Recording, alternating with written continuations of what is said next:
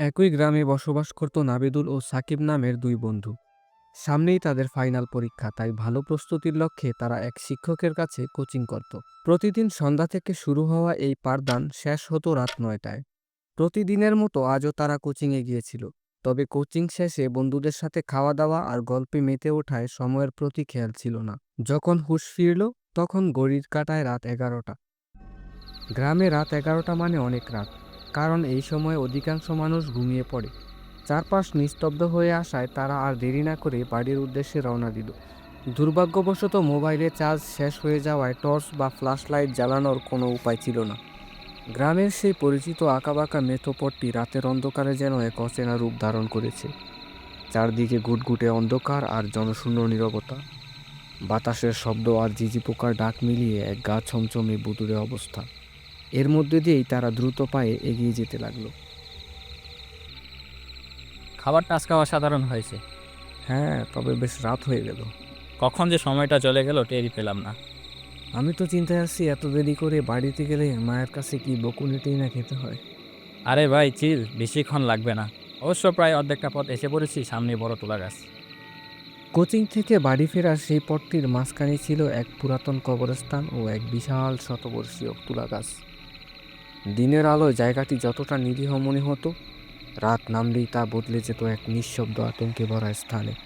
ভাঙা কবরের সারি আর অচেনা ছায়ায় ঢাকা সেই জায়গায় দাঁড়িয়ে থাকলে বুকের ভিতরে এক অজানা অস্বস্তি ধীরে ধীরে জমে উঠত। কবরস্থানের ঠিক পাশেই দাঁড়িয়েছিল এক বিশাল তুলা গাছ। গাছটি এতটাই পুরনো যে তার কাণ্ডের সময়ের ক্ষত স্পষ্ট হয়ে উঠছিল। রাতের অন্ধকারে তার ডালপালাগুলো ছড়িয়ে পড়ত অস্বাভাবিকভাবে, যেন আকাশ থেকে নেমে আসা কোনো ছায়ামূর্তি পথ আগলে দাঁড়িয়ে আছে। গ্রামের লোকজন বলতো, এই কবরস্থান আর তুলা গাছটি কয়েক যুগ ধরে এই জায়গায় দাঁড়িয়ে আছে, আর এই দুয়ের মাঝে লুকিয়ে আছে অজানা কিছু রহস্য। অনেকেই দাবি করত, এই গাছের নিচে মাঝরাতে অচেনা শব্দ শোনা যায়, কখনো দেখা যায় অস্বাভাবিক নাড়াচড়া, আবার কখনো এমন অনুভূতি হয় যেন কেউ অদৃশ্যভাবে তাকিয়ে আছে। প্রায়ই এখানে ঘটে যেত এমন সব ঘটনা যার কোনো যুক্তিসঙ্গত ব্যাখ্যা কেউ দিতে পারেনি। তবুও নাবিদুল আর সাকিব এসবে কখনোই গুরুত্ব দেয়নি। তাদের কাছে এগুলা ছিল কেবল ভয় দেখানোর জন্য গ্রাম্য কাহিনী, যা বাস্তবের সঙ্গে কোনো সম্পর্ক নেই। কিন্তু আজকে তাদের সাথে কি হতে যাচ্ছে তারা নিজেরাও জানে না। সেই রাতের নিস্তব্ধ অন্ধকারে কবরস্থান আর তুলা গাছের পাশে পথটি যেন নিঃশব্দে অপেক্ষা করছিল তাদের। অপেক্ষা করছিল সেই মুহূর্তের, যখন অবিশ্বাস ধীরে ধীরে ভয় হয়ে উঠবে। কিরে, কথা বলছিস না যে? ভয় পাচ্ছিস নাকি? কিসের ভয়? ভূত প্রেতের? ধুর বেটা, ভূত প্রেত বলতে কিছু নেই, এগুলা মনের ভুল। সবটা যে বানোয়াট তা বলে মনে হয় না, কারণ যা লটে তা অল্প হলেও ঘটে। হয়তোবা। এইভাবে কথা বলতে বলতে তারা সেই তুলা গাছটির কাছে চলে আসলো। এই সেই ভয়ানক ভৌতিক জায়গা যেটা নিয়ে তারা এতক্ষণ কথা বলছিল, যেখানে রাস্তার অর্ধেকটা জুড়ে দাঁড়িয়েছিল বিশাল বড় এক তুলা গাছ, আর ঠিক তার পরপরই ছিল শতবর্ষীয় নিস্তব্ধ পুরাতন কবরস্থান। মনের সাহস থাকা সত্ত্বেও কেন জানি একটু চাপা অস্বস্তি কাজ করছিল তাদের মধ্যে। যত দ্রুত সম্ভব এই জায়গাটা পার করাটাই যেন এখন তাদের মুখ্য উদ্দেশ্য। কিন্তু ভয়াবহতার সূচনা ঘটল ঠিক তখনই, যখন তাদের পাশে তুলা গাছটির সীমানা স্পর্শ করল। তাদের পিছন দিয়ে হঠাৎ এক অদ্ভুত উষ্ণ দমকা বাতাস যেন ফিসফিস করে বেয়ে গেল। তারা দুজনই একই সঙ্গে এটা অনুভব করলো এবং থমকে দাঁড়ালো।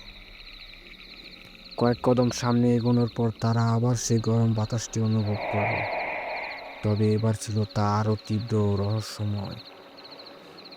এ যেন এক অদৃশ্য শক্তি বিদ্যুতের ক্ষিপ্র গতিতে তাদের পাশ কাটিয়ে চলে গেল। একই মুহূর্তে তাদের কানে এক অস্পষ্ট দ্রুতগামী শব্দের রেশ ভেসে এলো, যেন কেউ একজন তাদের গা ঘেঁষে দ্রুত দৌড়ে গেল। তারা বিষয়টিকে মনের ভুল ভেবে উপেক্ষা করার চেষ্টা করলো এবং আবার হাঁটা ধরল। কিন্তু সামান্য পথ পেরোতেই তাদের মনে হলো কেউ একজন যেন আক্ষরিক অর্থেই তাদের পিছু নিচ্ছে, কারণ কারো নিঃশ্বাসের স্পষ্ট আওয়াজ তাদের কানে এসে পৌঁছাচ্ছে।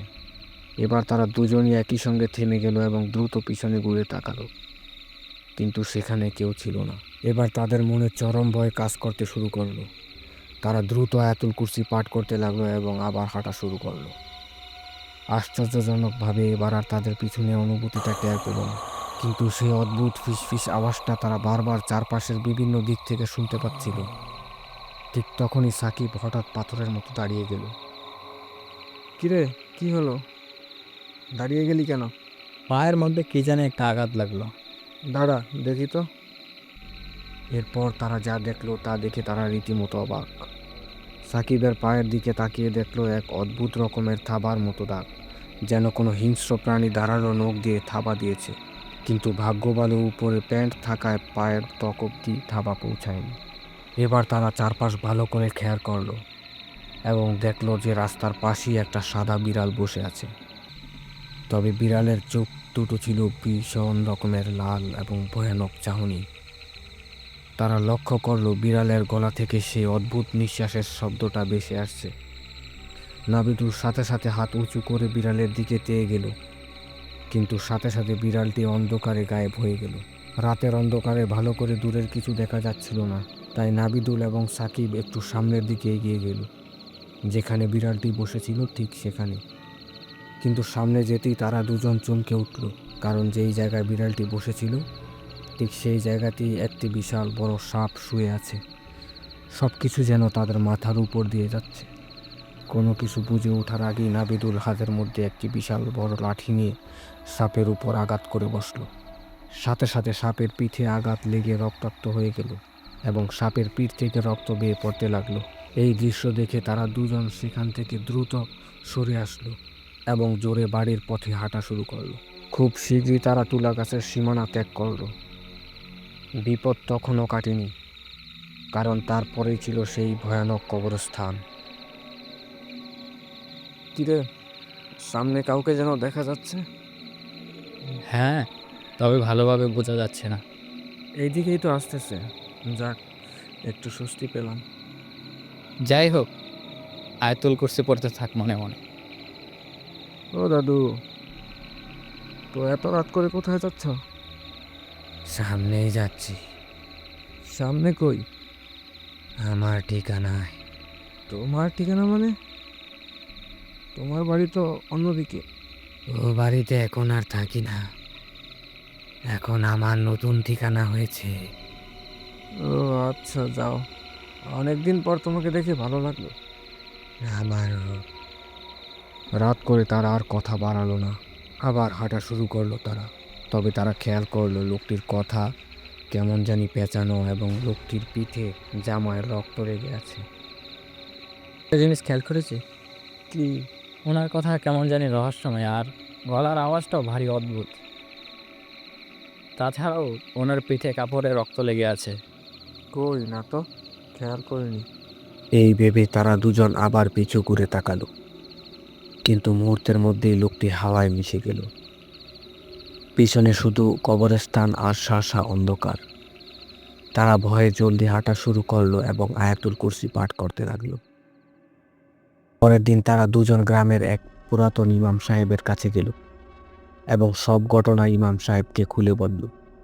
তিনি বললেন, তোমরা খুব জোর বেঁচে গেছ, কারণ তোমরা যে বৃদ্ধ লোকটির কথা বলছ তিনি আরো কয়েক মাস আগেই মারা গিয়েছে এবং শুরু থেকে ওই লোকটির প্রেতাত্মাই তোমাদের পিছু নিয়েছিল। তার মানে ওইটাই বিড়াল আসাবের আকৃতি ধারণ করেছিল। হ্যাঁ, আর ওই সাপের পিঠে বাড়ি দিয়ে যে রক্তাক্ত করেছিলে, ওই জন্যই ওই লোকের পিঠে রক্ত লেগেছিল এবং জামা থেকে রক্ত ঝরছিল, কারণ সাপের রূপ ধরে উনি এসেছিল। এত কিছুর পরও আমাদের ছেড়ে দিল কেন উনি? কারণ তোমরা আয়াতুল কুরসি পাঠ করতেছিলে, তাই ওই প্রেতাত্মা তোমাদের কোনো ক্ষতি করতে পারেনি, তবে চেষ্টার কোনো কম রাখেনি। যেমন? যেমন পায়ে থাবা দেয়া, বারবার জোরে জোরে নিঃশ্বাস নেওয়া চারদিক থেকে, রূপ পরিবর্তন করে বারবার কাছে আসা। ওই প্রেতাত্মা শুধু অপেক্ষায় ছিল তোমরা পথ গুলিয়ে ফেলো আর আয়াতুল কুরসি পড়া বন্ধ করে দাও ওই সময়ের জন্য। এরপরে তারা আর কোনোদিন সেই রাস্তা দিয়ে রাত করে বাড়ি ফিরেনি।